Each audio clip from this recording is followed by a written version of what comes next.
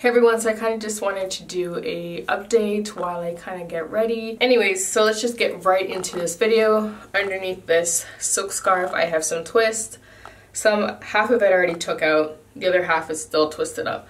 So anyways, I just want to update you guys on everything. If you hear my camera make any noise, it's because it's focusing. So if I move, you might hear it make a sound. I actually cut and recolored my hair yesterday. I only cut off about an inch all around just because my hair really needed a cut. I've been wanting to cut it for so long. I still feel like I need to cut a little bit more, but it's all good. I did go in and touch up the color.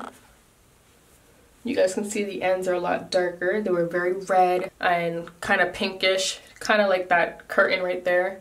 And now it's like a deep plum, kind of like my sweater. So I'm glad that I was able to get that fixed because I really wasn't feeling the color. So that's an update. It's winter, so I'm neglecting my hair a bit. So that's one of the reasons why I went in and did a cut, because I really needed one. I do have a goal to reach waist length. I'm not in a rush at all to get there. Whenever I get there, I get there. Health over length always. So a lot of people always say to me, if you cut your hair, you're never gonna reach waist length. I need to cut my hair. My hair needs to be cut. I had a lot of single strand knots, a lot of split ends, and on top of that, my hair is colored. I gotta cut the color off eventually. Color definitely, over time, it can make your hair a lot drier, more brittle. So I want to clean up my ends, and it's been a while. So I'm definitely not in a rush to reach waist length. I've been there before with relaxed hair and transitioning hair. I'll eventually get there with natural hair. Not in a rush. It's the last thing on my mind right about now. I'm just trying to get my ends to be nice and healthy. And on top of that, I'm trying to grow out the color. I touched it up because it was so ugly. It had this really weird orangey color going on. So I had to get rid of that. So that's what I did yesterday. Now on to the next subject. Pregnancy, babies, news, all of that. I've been getting so many comments lately about me being pregnant. When am I going to announce the news? Are you pregnant? You know, stuff like that. And I'm not pregnant. I don't know why everyone's saying it. Like, I wish I took screenshots of everyone who messaged me asking, assuming, telling me I was pregnant. I wish I took screenshots of all of those comments, but I didn't. But I can say maybe about 10 different people have said it in the past few days, which is a little bit annoying because like I'm not, and I've been the same size for like the past few months. But I don't know, maybe people are slowly just noticing that I had gained weight. I did gain weight because I love to eat. And my metabolism has completely slowed down, so I'm starting to actually put on and show my weight now. But no, I'm not pregnant. I know some of you guys were like really hoping that I was. I'm not. But yeah, like so many people saying, oh my god, you're glowing, are you pregnant? I can't wait for you to announce your news. I'm like, what news? Like, what are you talking about? Anyways, I gained weight over the summer and it's still here. And speaking of gaining weight, I told you guys that I wanted to go on a fitness journey, and I talked about it in December, and then the holidays came and my fitness journey kind of was put on the back burner. And it's now February and I started working on my diets. Like I was cutting out what's it called, dairy, and just, you know, cooking and spending less money, not ordering food as much, not going to restaurants as much. So I started working on that. Is it perfect? No, I'm still not there yet, but I mean, I'm doing something. Oh, every now and then I get questions about the house I bought in August. I did announce what happened or give you guys a little bit of an update in my last update, but I guess a lot of people didn't see that video, so I'm going to tell you guys again. For those of you who are new or maybe missed the video, I purchased a house back in August of last year, and I went back and forth on whether or not I was going to move in or whatever. I don't know. I was just confused. I don't know what I wanted to do.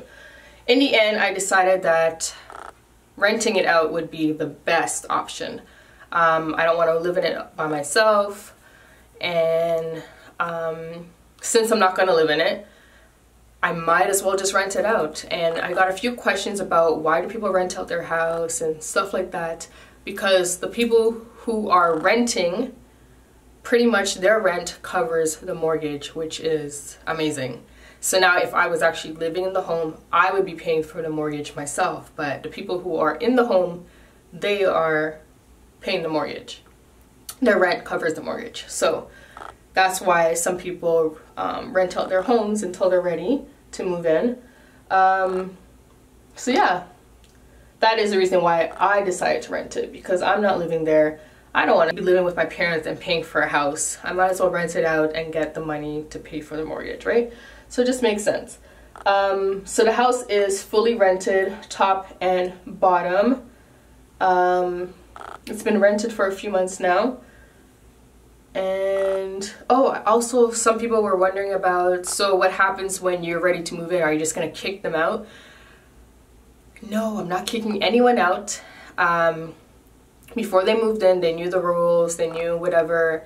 For example, let's say, okay, for example, a lot of people when they rent their homes, they rent it for maybe 6 months, 1 year, 2 years. So the people who are going to rent, they know that. They know that they can stay in the home for 6 months or a year or 2 years. They know that straight, like, you know, firsthand. So when I'm ready to move in, they would already know that, you know, they have a year, 2 years, so on. Nobody's kicking anybody out. For the most part, most people don't really kick out their tenants unless they are damaging the property, you know, drugs, violence, or whatever's going on inside the house, complaints from other neighbors for noise, you know, stuff like that. I mean, I don't really have those issues with my tenants, and then on top of that, I don't plan to move in anytime soon. So I'm trying to think of what else you guys asked. I know you guys want like tips on how to save and how to buy a home in Toronto, because Toronto is not cheap. If you live here, you know Toronto is like crazy expensive. I want to do a separate video about that, because that's a whole video on its own. I'm not really feeling this twist out. I don't like the products that I used. Yeah, not feeling this twist out. This is probably going to go into a puff. Oh, so I also have some other exciting news. I started a third YouTube channel. So if you didn't know, I have my main channel, which is beauty, hair, fashion. And then my second channel is a vlog channel, which is, you know, lifestyle video. And then the third channel is a ASMR channel. I don't remember what it means, what each letter means, but it's different. It's very, very different. To many of you, it would be very strange. I think my mom watched the video last night and she was like, I watched it, I don't really get it, but okay. I mean, I didn't get it at first either, but many of you guys on this channel said to me that I should make ASMR videos because of my voice and so on. So I decided to give it a try, and I made a video and you guys really liked it. Well, the ones that like ASMR really, really liked it, which is great. Those of you who don't like ASMR, you obviously won't enjoy ASMR videos, but it's different. It's really, really different. So I want to give you an example of what ASMR is. I'll put the definition on the screen, or for example, sometimes people have a hard time sleeping at night, so they'll turn to YouTube and maybe type in music for sleeping, and the type of music that they would hear is maybe birds chirping, rainfall, maybe wind blowing, you know, sounds like that. And those sounds, for people who enjoy ASMR, those sounds are very relaxing, very soothing, and it helps them sleep, or it just helps them relax. So on my ASMR channel, I create videos that help people relax, help people calm down, help people sleep. But for those of you who don't like ASMR, it's very weird. I know, I get it. When I first started watching them, I was like, what is this? I didn't get it, and I couldn't watch a full video. Now that I kind of understand what type of ASMR videos I like, I get why people watch ASMR videos, because it can be very relaxing. So, for example, some people like to hear others chew. I don't like that. Anything to do with the mouth, saliva, I don't like those sounds, but other people really, really enjoy hearing it. For others, it's probably kind of gross, but some people like hearing it. People like hearing tapping sounds, like for example,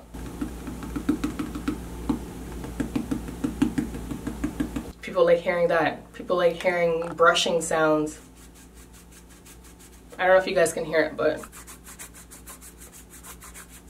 some people like hearing that. So those are the types of videos I make, with me whispering, me tapping, me brushing, like just a bunch of different noises.